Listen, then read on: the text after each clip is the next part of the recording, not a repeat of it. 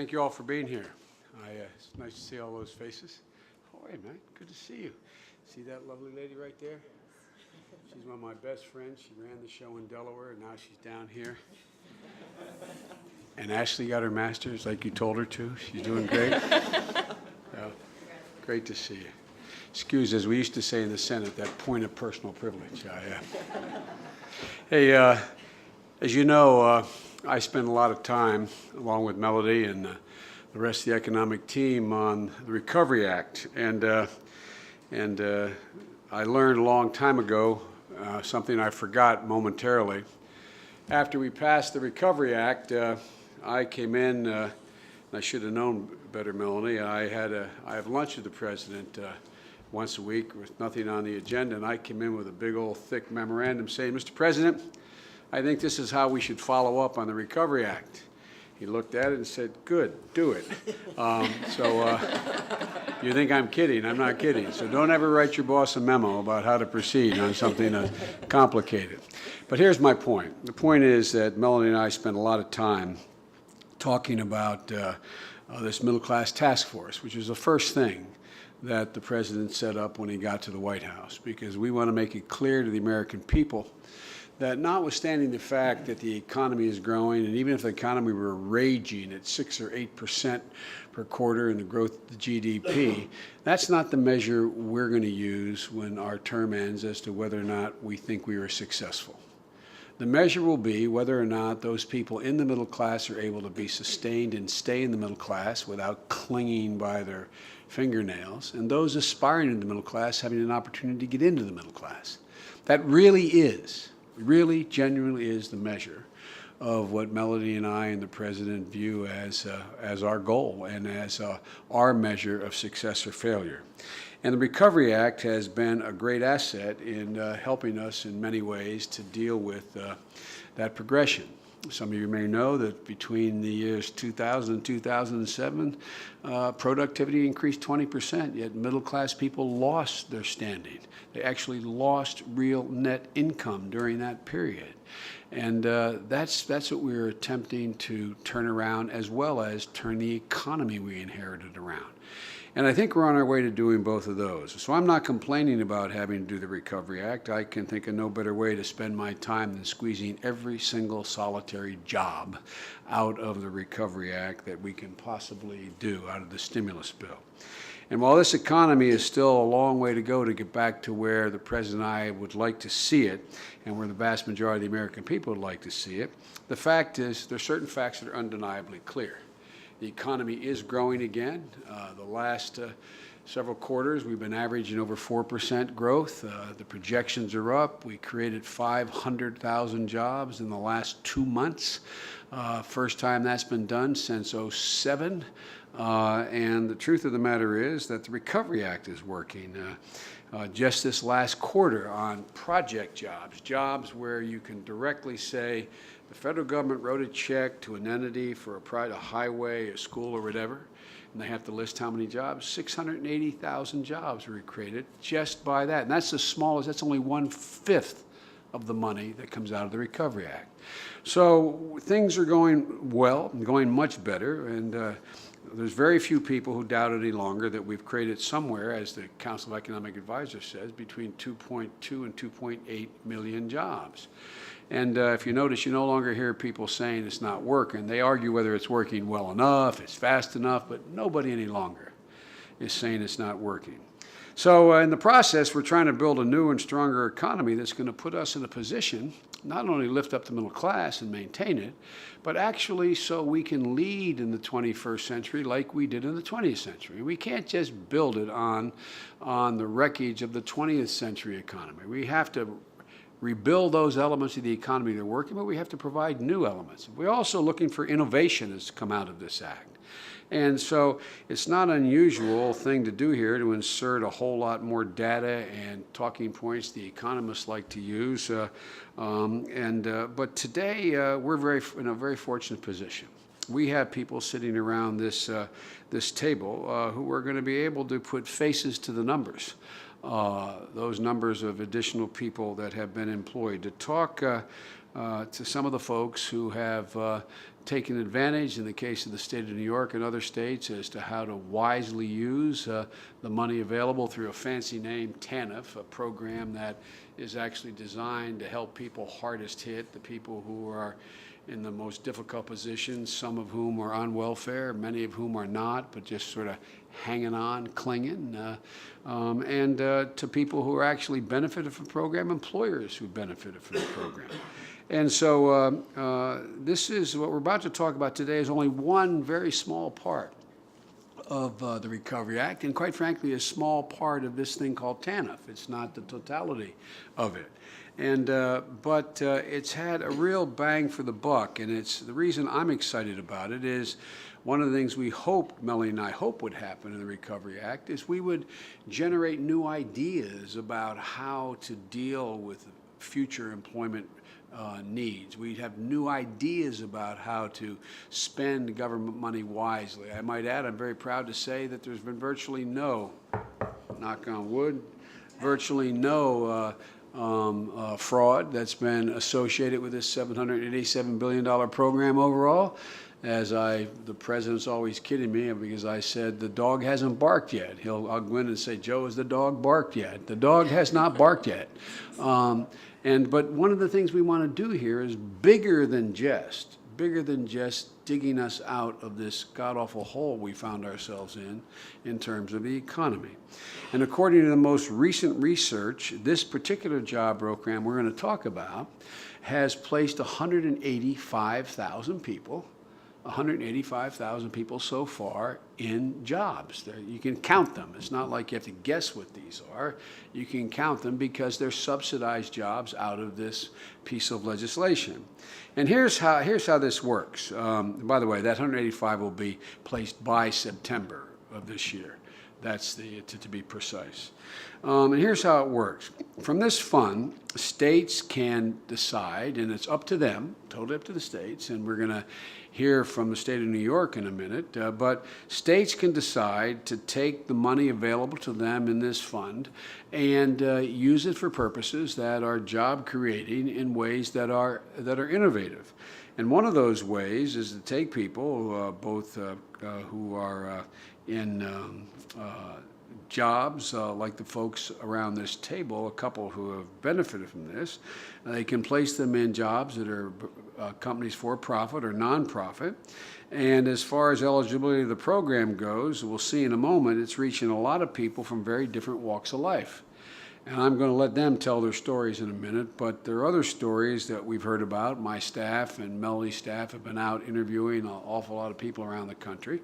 And, there's a case, for example, where there's a guy who installs new windows and cars and homes, a small business. He hired a salesman under this piece of legislation to be able to pitch his business in a neighboring town. And a market that could help him hire more people, increase his business, and now he's making inroads in a new customer base and hoping to keep that fella on and hire more people. There's a story about a woman who owns a small family daycare center, and she's brought in 3 new employees to work with the kids because she's convinced in her area the economy is recovering and it's about to pick up, and there's going to be a lot more folks coming to her for their children to be in daycare. And as all of you know in the audience, and these employers can tell you, one of the most difficult things to do when the economy is down is not only decide to hire a new employee, even though you see a market for their use, but the biggest part is training them. That's the cost. The front end is the training piece. And basically, and it's not a reflection on any employee, but it is the place where they're not producing anything and they're costing money. So there's a double hit here. You're going to take the chance of hiring a new employee. You think things are coming back. And are you going to be able to withstand the essential training, the first months of this process, to pay for the training, in effect, of this person? And so this woman has decided she's going to get ahead of the curve. She's essentially getting subsidized, training 3 new employees, so when she thinks as things roll in her community, she's going to be in good shape. Now, here's the deal. This program is scheduled to end on September the 30th. Now, this has been one of the surprises of the act. We didn't anticipate, I didn't, speak for myself, I didn't anticipate that the states would be as innovative as they were in essentially going out and getting people off of unemployment rolls and off of welfare rolls, putting them into jobs that pay them a salary that is a livable wage, and train them so that they can either stay there or go somewhere else. We all know. What's the one thing any of you in the audience have told anyone you know who's thinking about quitting a job they don't like before they have another job? Bad thing to do, right? In a good economy, it's a bad thing to do. People hire people from jobs. You want to be in a job to get a job. And so one of the benefits of this program also is there's another 185,000 people who are better positioned, not just to stay where they are now, but to go on another work. We're going to hear about that from Tamara, who is about to be made the managing partner of a major law firm. I'm only kidding, Tamara, but I said that to her, and she looked at me like before, oh, Joe, don't say that to me. But look, as I said, this program's scheduled to be terminated on the 30th. And we think that this innovative way in which the states have responded, it would be just a shame, particularly this economy, to see this program come to an end. And so we've been trying to extend this program, and it's a small program in relative terms, with a big bang for the buck. We've been trying to extend this program as part of our overall jobs agenda. We realize now that more and more states are setting up these programs, and it would be a huge mistake to stop the momentum. And this is a good, successful program, and to plan to stop it now would be a serious mistake in my view. This program is doing good things. It's giving people opportunities to find jobs from a job, as I said, teaching skills, as I referenced before, allowing businesses to train new employees, which is the biggest decision they got to make in terms of loss of income, in a sense, at the front end of this. And it seems to me there's no reason why we should stop it now. With unemployment rates still higher than any of us want, especially for the least advantaged among us, and these are the people who most qualify, most benefit, in my view, from this program to begin with, it would make more sense to keep it going. To send folks back to the unemployment rolls or back to welfare rolls seemed to me to be a counterproductive way in which to move. And by the way, just generically, we want to get people off of welfare rolls, and we want people off of unemployment rolls. We want people back doing jobs. And by the way, 95% of the people in both those circumstances, 99%, they want to work. They want to work. And so thanks to some good work by our friends up on Capitol Hill, this job extension, this subsidized job extension program, it is in the jobs bill in both the chambers, and they're working on it as we speak. It's an important bill that the President and I and the whole team strongly supports. And like I said, we're very happy to see job creation of over 500,000 jobs in the last 2 months alone. Melanie would tell you we were in an economic daily briefing on the economy, and I went out and said, I'm telling you, we're going to create more than 250,000 jobs in 1 month. And the whole team went, oh my God, what's he saying? I was wrong. We created 282,000 jobs. Things are moving. Things are moving. But if you're unemployed, it's still a depression. My grandpa used to have an expression. He was from Scranton, Pennsylvania. When a guy in Oliphant, which is north of Scranton, is out of work, he'd say it's an economic slowdown. When your brother-in-law is out of work, it's a recession. When you're out of work, it's a depression. It's a depression for millions of Americans. And so this bill, as I said, we strongly support, and until the job market gets a whole lot stronger than it is now. And by the way, I would argue even with a strong job market, moving people off of welfare rolls into jobs that are needed to be placed is a positive thing under any circumstances. So if we can extend this program that we're going to discuss today, along with other aspects of the jobs bill, a lot more folks will be hearing about what the President has said that are the only words that really matter. Congratulations, you're hired. congratulations, you're hired. They're the only words that matter to well over 8 million people who lost their jobs because of this recession, on top of the ones who already were unemployed. So I urge my friends in Congress, and this is a member for the press and anything else, to pass, it's called H.R. 4213, to build on the progress we're making and to help put more Americans back to work. Because as you're about to hear, this program is helping real Americans find real jobs. It's helping real employers meet real needs at a time when things are very tough. And that's been our priority from day one. So I'd now like to turn this over to Melody Barnes, the director of our Domestic Policy Council, a great colleague, an old friend of mine, and a longtime fighter for good programs like this. Melody, the floor is yours. Great. Well, thank you so much, Mr. Vice President, and thank you to the Middle Class Task Force for taking this on from the beginning and pursuing these issues doggedly to make sure that they're at the forefront of the national conversation. You know, at the top of your comments, you were talking about the conversations we've had about the Recovery Act and about jobs, and I can just tell everyone here that is no exaggeration. We've had many conversations in the Oval Office, in the Roosevelt Room, because you and the President have made it very clear that job creation is the top priority for the country. And that's why we so strongly believe in this particular program, because it's doing exactly that, and it's doing it all over the place. It's doing it in big cities, and we're really looking forward to hearing from the people who are on the panel today, because we're talking about big cities, you know, Los Angeles, small towns in Mississippi and Florida, urban, rural. This is taking hold, and it's doing a really wonderful job. And that's why we have to make sure that Congress moves forward and passes this legislation. But there are two things that I just want to point out that I think are critical.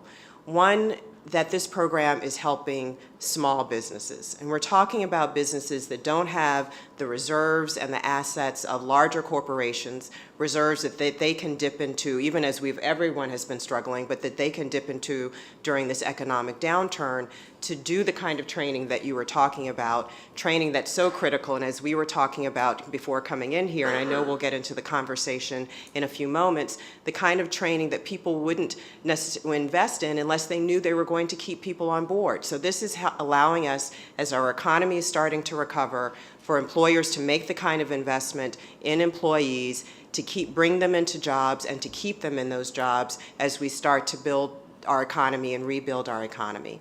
The second thing is that this is so important to individuals and families, and I think in particular to individuals and to families that have children, have small children.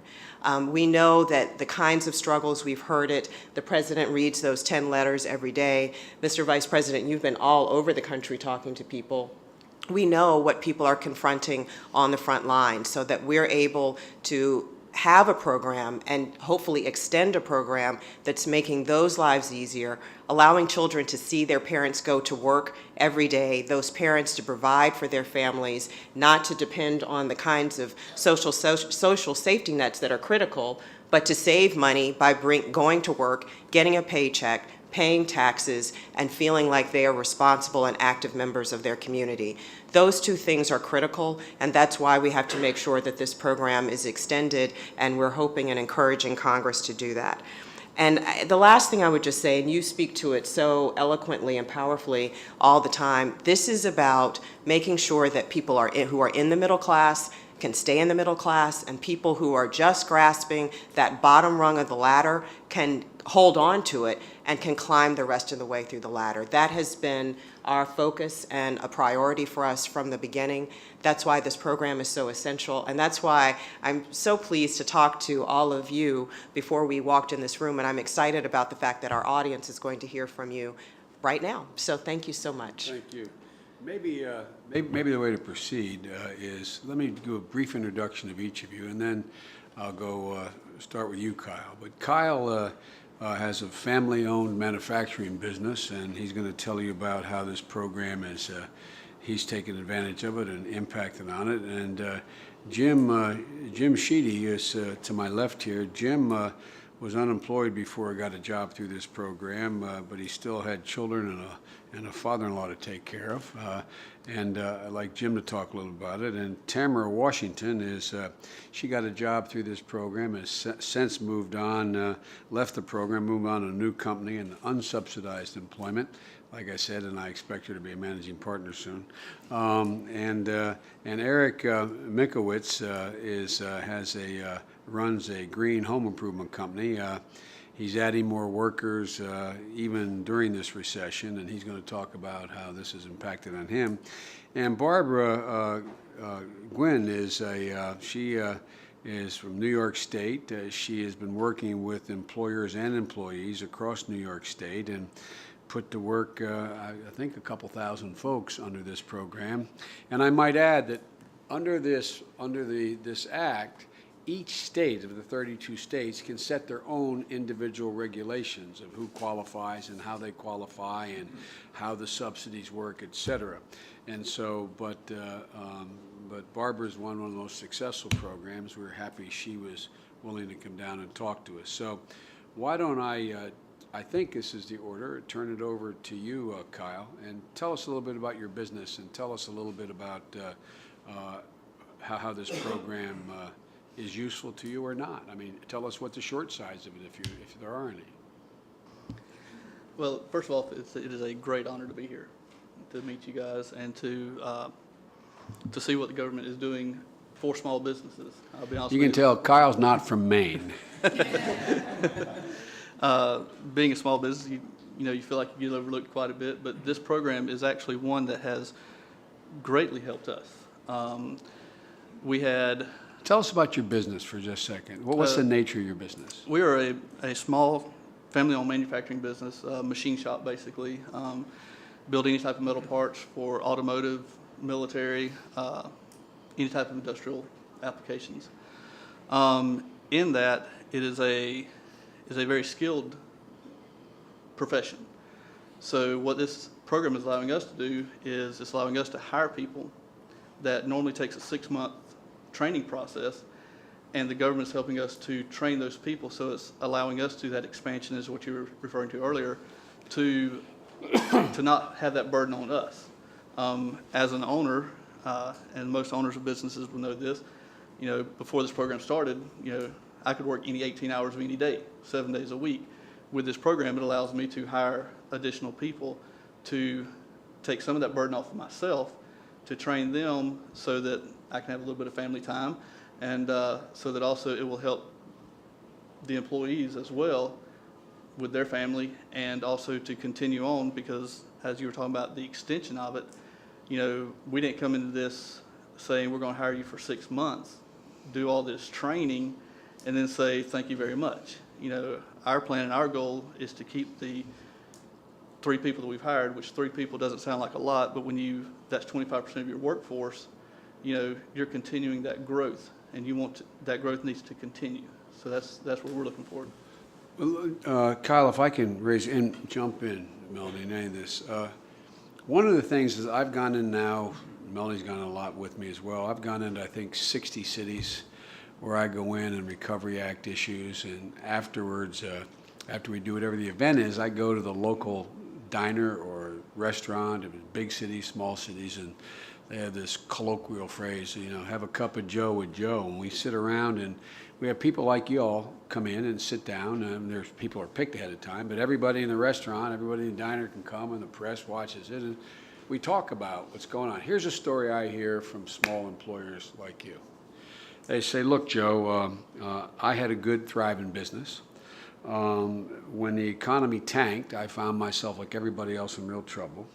Unable to borrow any money from the small bank I used to deal with. They're not lending anything right now.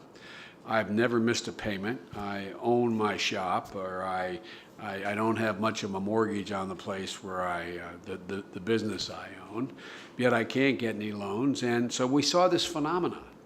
We saw this phenomenon that the Council of Economic Advisors showed, is we had 4, and I'm going to ask Jared Bernstein, my chief economist, to correct me if I'm wrong, but we saw quarter after quarter where productivity kept going up, but people weren't hiring new people. And you said something interesting. Productivity went up because you went out there, couldn't get the money to borrow to expand, couldn't take the chance on that. It wasn't anything you could leverage, and so you worked 18-hour days, and that meant that it wasn't so you were willing to do that, but you didn't go hire somebody. Usually, when a recovery starts, what happens is, and productivity goes up, it means more people are being hired. So, on a larger question is, were you having, how accessible was capital for you to borrow to go out and take the chance to borrow the money to train these folks that you're hiring? Impossible. Yeah. Impossible. And so, okay, but that, you know, Jim, you were, how long were you unemployed, Jim? 15 months. 15 months. God love you. And, okay, tell me about how this opportunity with Kyle's outfit came along. And again, these are skilled positions. We're talking about people who are these are skilled jobs that are that require real training. Tell me how you got into this, Jim, and how it's affected you. Well, the program has helped quite a bit. I was unemployed for 15 months. I went from having what I thought was a very secure job, working for the oil industry. No pun intended on that, but Yeah. we did a lot of work. I thought it was a very secure job, and 24 years later, I walked into work on a Friday and I was unemployed. I never thought it would take 15 months to find another job. You have a lot of experience, management, supervision, different types of work. Right now out there, it's very difficult to find a job. With the improvement of the economy even slightly, it's still almost impossible to find a job, especially from the area that we live in. In Florida and Washington and Holmes County is a very, I guess you could say, depressed area. There's not a lot of work around there. If you go to the area of Panama City Beach, they do have some jobs that are available, but it's mostly summertime workforce where they'll hire for restaurants, and then at the end of the year, you're back unemployed. Well, I don't want that. I have my wife, I have 3 kids, father-in-law lives with us, and unemployment wasn't the answer. It's not going to make you, I thank God for having some reserve in the back to make it through that time, because it was really difficult. I stumbled on this program. I didn't know anything about it. I went into Workforce Center talking to the people, and they asked me to see if I'd qualify for the program. Well, I did. And it was a week, I believe it was a week later, I was working for Kyle, and I thank God for it. I really do. Well, you know, my dad used to have an expression, a job is about a lot more than a paycheck. It's about dignity, Absolutely. it's about respect. Absolutely. And I'm glad you got a chance to get back in the game here. Mr. Vice President, can I yeah, just please. ask Jim a question? I mean, you were talking about dignity and respect, and, you know, that's priceless. And there are also the skills. I mean, 24 years of the work that you had been doing, but then 15 months of not being employed. I know one of the things we're always concerned about is the fact that people start to worry about losing some of their skills during that period. And Yeah. I was wondering if you had those concerns, and then what this has now meant to you in those terms. I think in the skills area that I wasn't concerned about losing them so much as to what I did. I was more concerned about trying to convince somebody that you know this stuff, because there is such a variety of people for them to look at. There are so many people in that area, and Kyle knows it, that is unemployed. But for you to go into a place and try to make yourself the best person is not always the easiest task. But through this program and qualifying for it, they will help you. If you can get hired, you can prove yourself at that point with the program. And that's what makes the difference. You'll have that opportunity to prove what you can do. That's great. Tamara, tell us about, you got to press that little red button there. I'm going to put you on the spot here. Tell us a little about how you got acquainted with this program and to it and through it. Well, I was unemployed for about 2 years. I was a customer relations manager for a company called Hunter Douglas. And the Hunter whole, Douglas fans and all that. yeah, and blinds and Yep. everything. And one day, they came in and they said, we're closing down the Los Angeles office. So, of course, my whole world came crumbling down, but I thought, it should be easy to get another job. So I went back, I found out I was having a child. So that was another obstacle. So I went, interviewed, sent my resume out to millions of people, and it just seemed like nothing was working. So I went back to school, thinking that that would make it easier for me to find a job. Graduated, still no luck.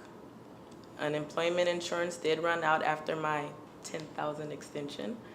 It ran out, and I found myself on welfare. So about a month after I applied for welfare, the program was brought to my attention, and of course I jumped on it. You can help me find a job? Oh, that's wonderful, because this is not working for me or my son at that time. So I went through the program, and I was employed by a company by the name of VQ, which helped so much. It helped me. I'm not homeless. I end up obtaining a job that is unsubsidized through the subsidized program. But tell me how that works. So you got to, what was the name of the company that had this? VQ. VQ, USA. and you got through that through the city or the county welfare department told you that Yes. this program is available? Yes, and then went through Marina Del Rey Worksource Center, Yep. which they are fantastic. They are really fantastic, and they placed me there. And the company that I worked for was a new company, so I learned a whole lot of different skills there as well. And also the Workforce Center, they were adamant about finding me permanent employment before the subsidized ended. So they did. They sent me on multiple interviews, and I ended up interviewing for the company that I'm with now. And I'm permanent. I have full benefits. I'm able to take care of my son the right way, not half-stepping, you know. And it's really a blessing, because from where I came from through that downtime, like you said, depression, yeah, I don't want to cry, but it helped me a lot to where I'm able to take care of my son in the way that I'm supposed to. So Good for you, I Kate. appreciate it. Good for you. We appreciate your and thank you for being here. It's hard to talk about. It's okay. Eric, tell us about your business and what the deal is. Okay, my business is a company called Huff and Puff. We are a green home improvement company. We install energy-efficient Renewal by Andersen replacement windows and doors. We serve all of upstate New York. We also install gutters as well. And we have about 50 people within our company. We've been a high-growth company. In the 2000s, we've grown about 530%. Through, I'd say, the mid-2000s, we made Inc. magazine's list of fastest-growing companies in the country. And when the recession hit in 2009, it really put the brakes on everything.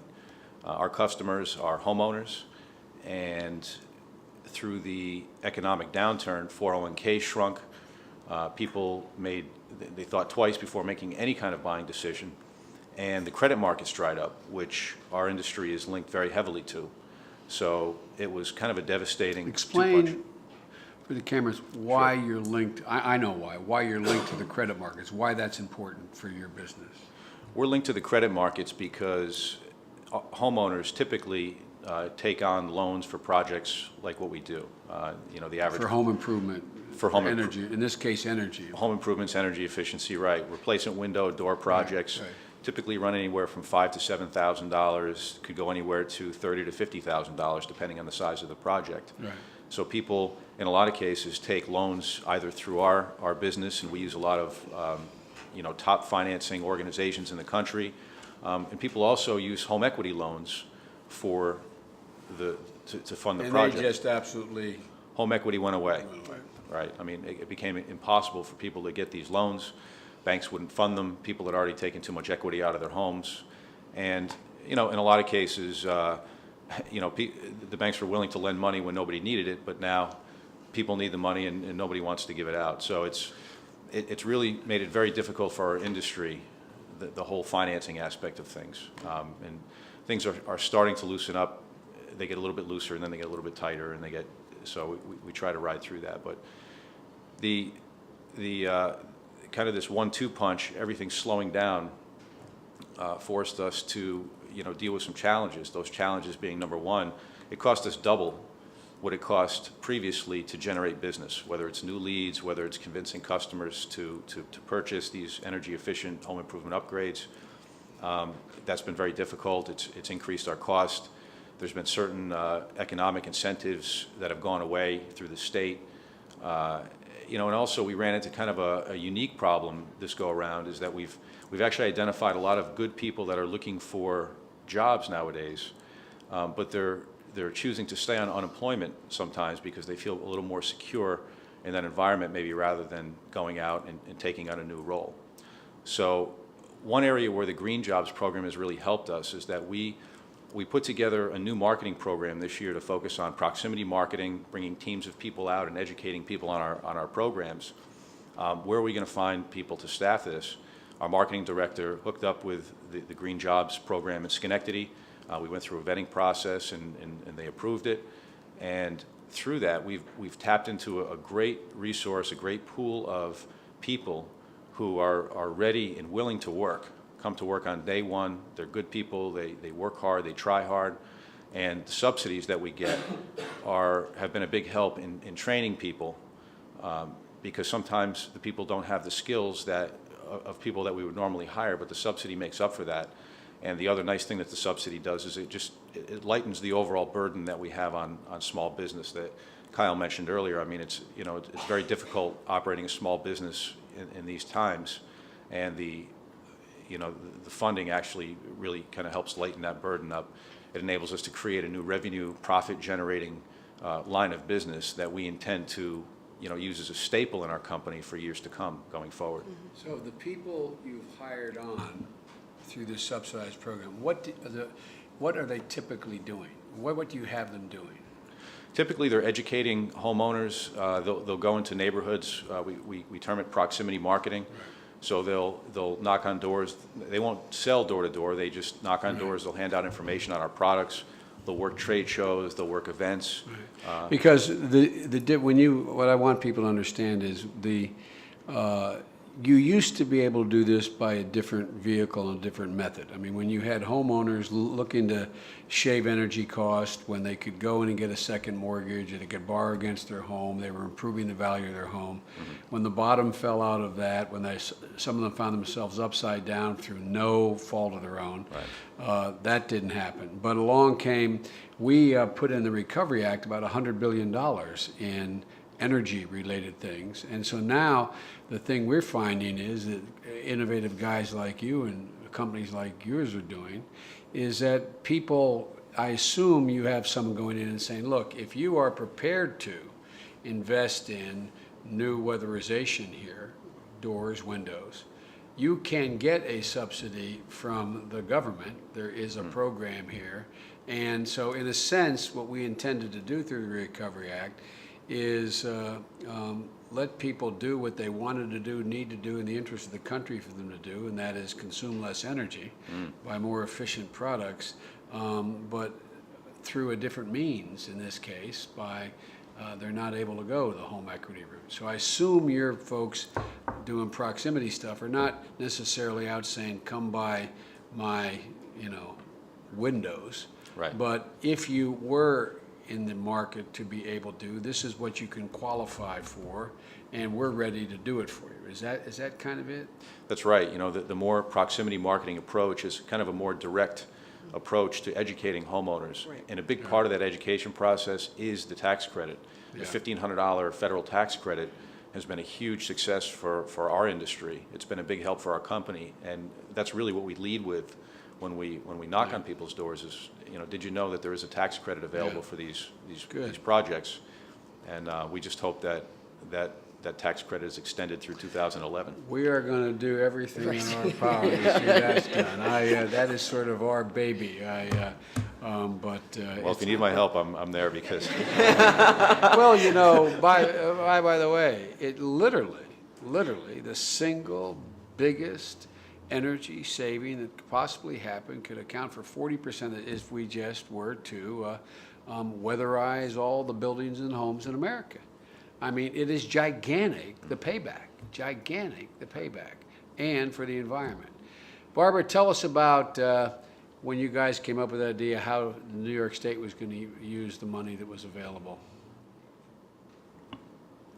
In New York, we were absolutely pleased to have the opportunity to tap into the TANF emergency contingency funds to create jobs. It's something that we know, given the state's current economic situation, that it's something that we certainly would not have been able to afford without the enhanced federal support. So we, again, the program does exactly what it was intended to do, and in government that doesn't always turn out that way. So we're creating jobs, and we've created, we have focused our programs primarily on individuals who have been receiving public assistance or other individuals that may have barriers to employment. Perhaps they have, criminal backgrounds, but certainly we're focusing on parents. We've created, one of our programs is the Green Program, the Green Jobs Program, because also consistent with the President's agenda, our governor also is very interested in making sure that we can do everything we can do to conserve energy and to help families save energy. So through the Green Jobs Program, we're targeting positions that are being created in that sector. We also have one program that is targeting the healthcare industry. Again, it's an industry that actually has continued to hire, but we often find that people, there's a lot of turnover, so we're trying to target in a way that people can get into positions and also be in a place where they're able to access additional training so that they can move up within the industry and retain their jobs. And then we have a third program, again, newly created, that we refer to as the Transitional Jobs Program. Again, targeting primarily people who have been on public assistance, and it's really intended to provide both the job and then also along with that to make sure that people are getting education and training or some type of a skill development activity at the same time during the subsidy period, again, so that they can hopefully, move beyond the entry-level job and hopefully achieve, what everyone wants, which is the middle class. And how many folks have you placed through? So far, we have about 2,300 individuals who have been placed directly as a result of this program. Now, I don't think you'll have the answer to this. I asked the economists in my team this question because every state does this a different way, and 32 states are now participating in this program in an innovative way. Some will allow subsidies up to 100%, some are 80%, some relate to if you're employed for the first month you get 100%, and the last, whatever, it's 80, so on. But one of the things that I'm going to be coming back, I warn you to ask you about, I don't expect you to the answer now, I'm going to be asked all 32 directors in the 32 states, is give us a sense of, you pointed out, you're focusing on, for both substantive reasons and economic reasons, and they're hard to distinguish those two, but people who are on public assistance. One, because you want to give them a tool, and two, it also saves money. Correct. So one of the things I'm looking to before we wrap this, not today, wrap up the Recovery Act program, is I want to be able to demonstrate, if the facts demonstrate this, that the number of people who were taken off of unemployment, the number of dollars saved people taking off of direct payments is a sizable number. And I'm betting that the money we've invested to subsidize is a pretty cheap dollar when you're going to balance it against the money not being spent by the government on a welfare subsidy necessarily, and not being spent on an unemployment check necessarily. If you add all that up, I'm curious at the end of the day how that balances against the total amount of money spent in this program, and whether or not it is, even if it's 2 to 1, I mean twice as much spent as saved, it still would be a gigantic savings because people are getting skills and they're getting jobs. But so we have no authority to make this make work for you, but I'm going to be asking you if you would give us, along with your colleagues around the country, some sense of if you can calibrate And by the way, under the federal laws, we are not allowed to demand the states give us information directly on the welfare payments that they are making. And clearly not the people or names. I'm not looking for any of that. But can you give me a gut about how you think, how much, not in dollars, but maybe percentage, how much money the state's saving through not having to pay Right. the direct payment? That is, I mean. Right, you understand. and I definitely don't have that Yeah, information no, with me, but there's no question. I wouldn't expect you would. Right, I but just want to there's- get a sense of, Right, talk to there's me no about it. question. Again, we are certainly targeting our programs, and if they're not receiving public assistance or perhaps unemployment insurance, they're all needy parents. And so certainly there is an offsetting savings there in terms of not needing to pay out public benefits. But I think, more importantly, even beyond the immediate savings than that end, is that it provides the choice for the parents that they should have. I mean, just like you heard from Mrs. Washington, I mean, she should have the opportunity to support her child with a paycheck rather than a government check. So I think that, that also will hopefully produce even longer-term savings and makes, significant differences in families' lives. My daughter, the social worker, would be offended by Excellent. the fact I asked the monetary question. I want you to know, I do understand that there is a significant larger payoff in terms of the public good and the opportunity for individuals. You're making sure But- you can go home. Yes, that's right. But you think I'm kidding. I'll have to explain that. As Carrie could tell you, I'd have to explain it to her. But the reason I say it is some who are cynical about this effort that we are making, you are making, and I think very successfully, I just think it's helpful to also have a bottom line, not the total answer, but the bottom line number, so people know this is the alternative is someone not able to care for their family, someone in a position where they lose their sense of who they are, someone who is requiring, at least through a welfare payment and or an unemployment check, a government check to be written, which they don't want anyway. They'd rather have a job. But it is, I think this is an important program. Melanie and I are up in the Hill trying to talk to my former colleagues and people who know her so well from the years she ran Senator Kennedy's operation, and we're making our case. Did you want to add anything? I do. Two questions, and one for Director Gwynn. Tell us about the response from employers, from businesses. Having placed 2,000 people, what is the general response from the business community? Overall, I would say definitely very positive. I mean, as you've heard, it's helping companies either keep their doors open or hopefully grow and expand their business through being able to kind of take a chance at a time when there's a lot of economic uncertainty. We did hear from some of our county administered programs that initially where they were trying to do something new. I mean, not everyone's done this in the past when you talk about the world of public assistance programs. So this was something new for them to have job developers going out to employers and trying to create jobs. Initially, we did hear some feedback that there was a little bit of skepticism of, the government and not necessarily wanting to get involved with anything that was government related. But I think after people were able to both demonstrate through success, through being able to refer someone who is qualified or at least is work ready and that they can demonstrate will show up and be supportive and a positive impact on their business. So it kind of takes one to make a difference and for people to see that it's something that can work. That's great. And I guess to our two business owners who are here, when you look down the road and think about the growth of your business, what do you see in terms of the way that this program has impacted it? And particularly, Eric, we were talking about this program and talking about the tax credit. And I imagine kind of that door-to-door kind of retail engagement with people who maybe they aren't deciding to go through weatherization right now, but you've educated a whole population of people and what that might mean to the growth of your business and Kyle, to your business down the road. Yes, absolutely.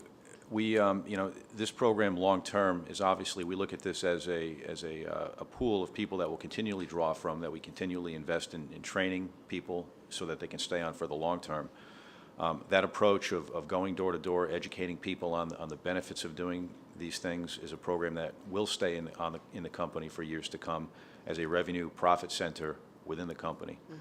And, you know, we hope that this program is an important part of that. And having gone to school in Syracuse, New York, I understand weatherization needs. Yes, you do, yeah. It is a cold place.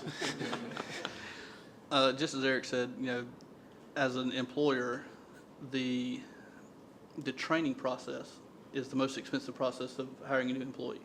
So therefore, having that training taken care of, basically, it allows us to have that additional workforce to continue on. I mean, before the downturn in the economy, we had 40, 45 employees. You know, with the economy turning down the way it did, you know, we went all the way down to 9 employees. You know, we were one of those hanging on by their fingernails, trying to hold on without closing the doors.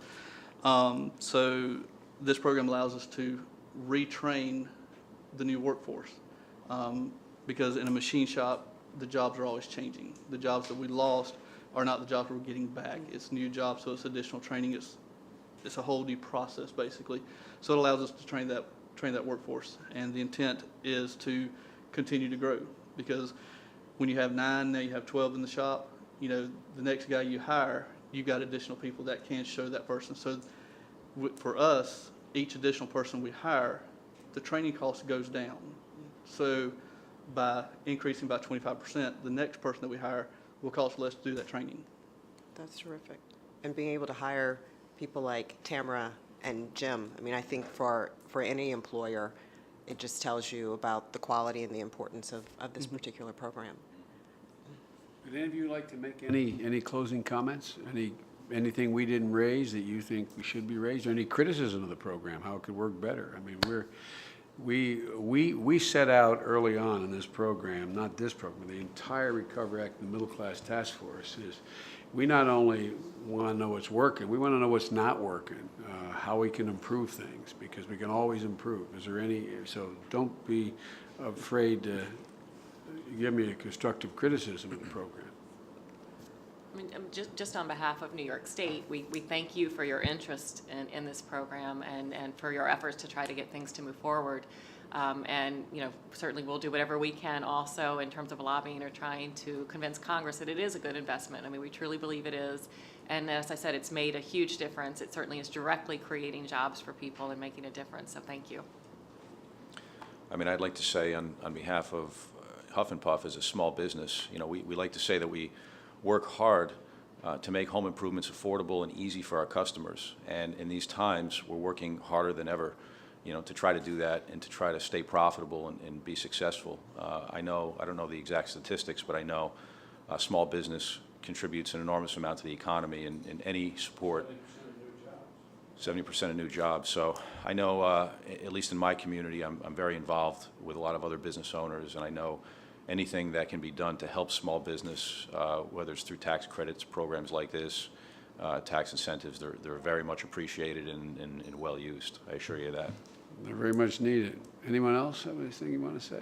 I was just going to add that in Holmes County, being a very rural area, that just this program alone has decreased the unemployment by 0.3%. 0.3% is not, doesn't sound like a whole lot. Hey, where we sit, that's a big deal. We could do 0.3% a month, we'd be in great shape. I think So, that's so in that aspect, it has been a great success. thank you. Jim, you have anything you want to close with? You don't have to. I would just like to say that I believe from someone that's been out there walking and trenching through and looking for jobs that the program will work very well. I think that if more people would get involved in it, more states, I think that it could be a success across the country. Thank you. And Tamara, when you're running the law firm, you're going to remember me? Huh? Of course. I'm so happy for you, kid. I really am. Well, folks, thank you for being here. We're going to hope our colleagues keep this in the legislation we have up there. And small business is the engine. small business, and that's why we have invested so much in tax credits, direct job credits, this program.